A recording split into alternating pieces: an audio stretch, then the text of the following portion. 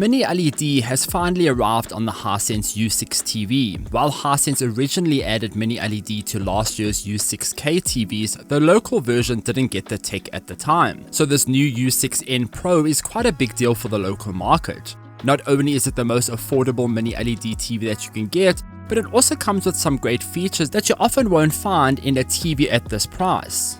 Just to clear the air, there's no Hisense U6N non-Pro TV in South Africa. The brand has decided to call this year's U6 model the U6N Pro, so don't get confused thinking that there's a Pro TV and a non-Pro TV out there to choose between. Essentially, the Hisense U6N wants to offer a mini LED experience without forking out a huge sum of cash to do so.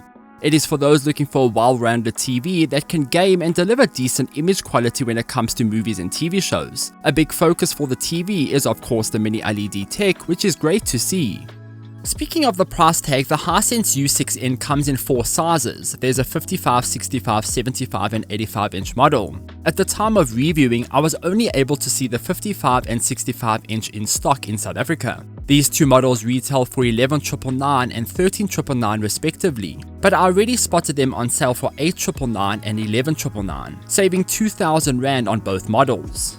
The TVs range between 160 dimming zones on the 55 inch up to 512 zones on the 85 inch. Both the 65 inch and 75 inch include 240 dimming zones. As for the panels, the U6N has a VA panel on 55, 65 and 85 inch. The 75 inch is the only model to include an ADS Pro IPS panel.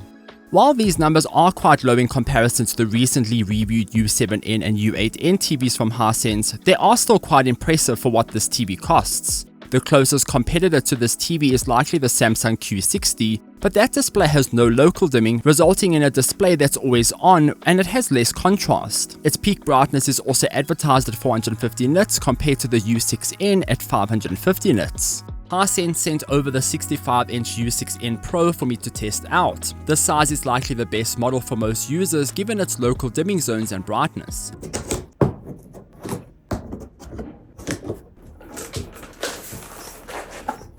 Unboxing the TV was a quick and easy process. Given the size and lighter design, I did unbox and set this up alone, but do have somebody nearby if you need help. In the box you'll find a bag of stuff that you'll need to operate the unit. There's the Hisense remote, a power cable, some screws and paperwork. You'll also find 2 legs in the box to place the TV on your cabinet. These legs are screwed into the bottom of the TV and fastened by 2 screws. The legs then reach 12 cm out in the front of the TV and 12 cm out in the back. They are 31 cm in length. If you install the legs on the 2 center positions, they are 69 cm apart. If you install them on the outer positions, they are 116 cm apart. It raises the bottom of the TV by 7 cm from the TV stand. This is high enough for most soundbars to sit in front of the TV, but if your soundbar is 7 cm or thicker, you might have issues reaching the IR sensor on the TV. Generally speaking, the Hisense U6N is a good looking TV. The square legs give it a nice modern look and there's cable management there too, so you can keep things nice and neat.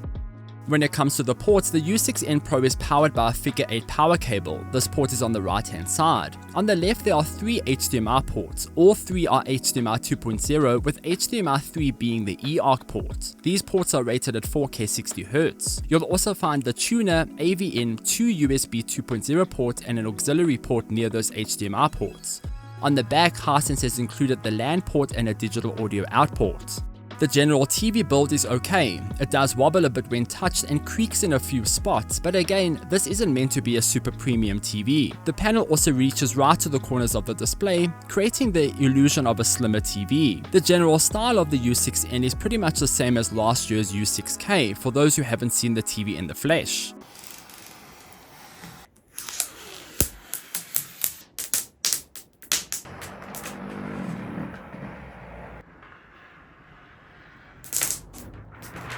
Setting up the U6N is as easy as Vida can get. The TV lets you dive into the menus and inputs without even signing into a Vida account or connecting to the internet.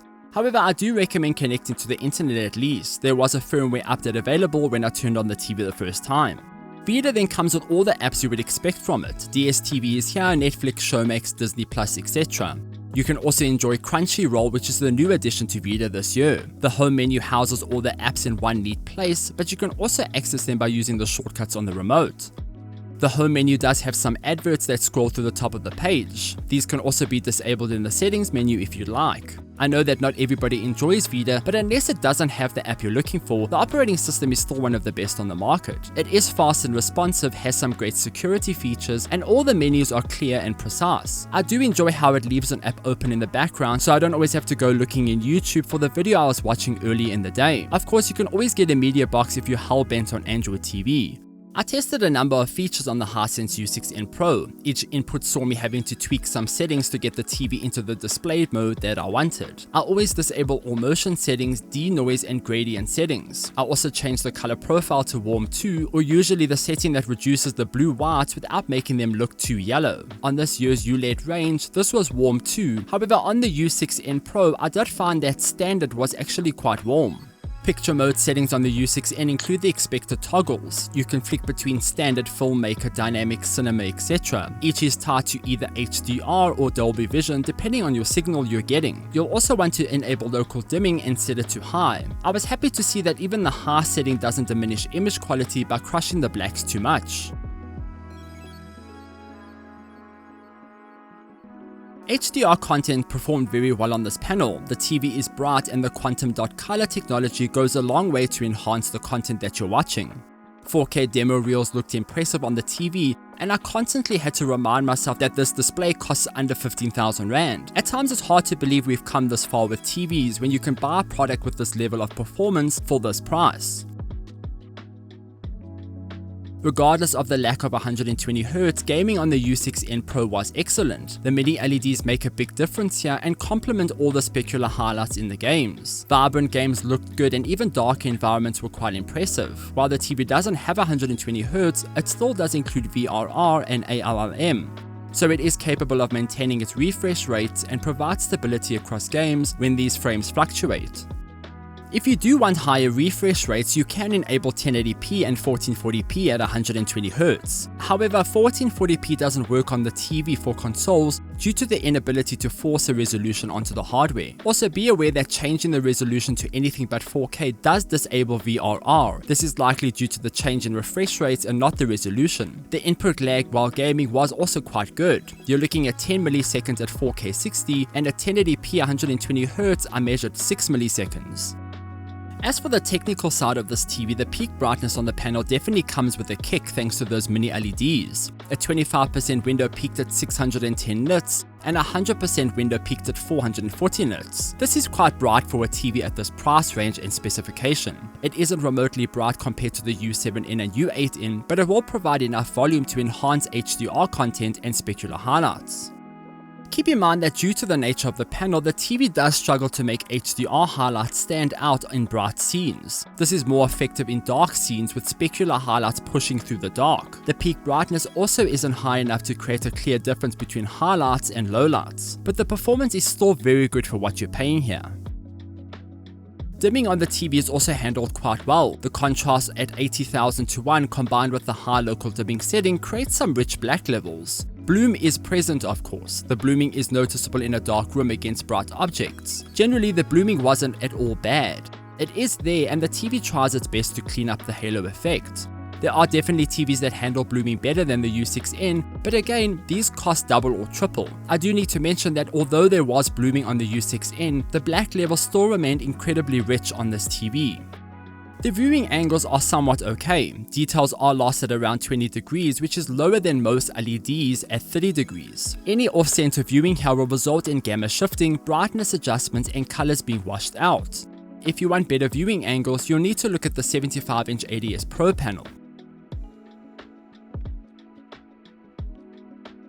The panel itself handles reflections quite well too, but keep in mind that during the day, this might be a challenge for the TV if you have any direct-facing windows. That's because a bright TV usually fights these reflections, but you need high peak brightness of about double the value of the U6N to do so. However, the semi-gloss panel here isn't bad at all. The Hisense U6N does a good job of upscaling content too. I did turn up the sharpening a bit to make this a bit cleaner, but if you're watching older content, it will fare quite well on the TV. The same goes for sports. The TV has a great response time, resulting in little blur across balls and fast camera movements. Sports lovers will definitely enjoy this TV. The panel was relatively clean. Black uniformity with local dimming disabled was impressive, with only a little bit of backlight bleed on some spots on the corners of the TV. You don't see any of this with local dimming enabled though. The grey uniformity was not as good. There was dirty screen effect across the panel with variations in brightness caused by the panel quality. It is forgivable given the TV's price tag, and you'll definitely have to go and look for something like this to notice it. Lastly, the sound. The U6N Pro packs an average set of speakers. There's no subwoofer here, which is expected. The speakers provide clear dialogue and okay music playback, but it doesn't get very loud. You'll likely want to pick up a soundbar here instead. I think the most surprising part of the Hisense U6N Pro is the feature set it has for its asking price. The mini LEDs create some real standout enhancements on the panel. It makes a big difference compared to your typical LED TV. If you can live without 4K 120Hz, gaming and general TV watching hold up quite well too. It will be tough to find a TV with these specs and the same price tag. I do believe that the Hisense U6N Pro continues to show Hisense's commitment to delivering great tech at competitive prices. The U6 is already a great TV at a great price, and I can only imagine where it goes from here as technology gets cheaper to develop. So those are my thoughts on the Hisense U6N Pro. That also marks the end of the 2024 ULED coverage on these TVs, and a huge thanks to Hisense for sending the TVs my way to test out. While you're here, be sure to check out the U7N and U8N reviews on the channel too, and like and subscribe for future content. Until next time, farewell.